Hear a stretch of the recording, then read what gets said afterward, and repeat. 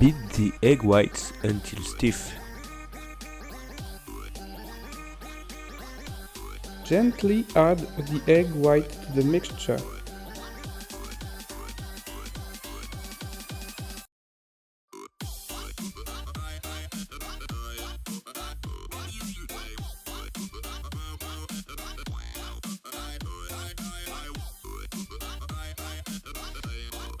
Dip the fillets in boiling oil on both sides.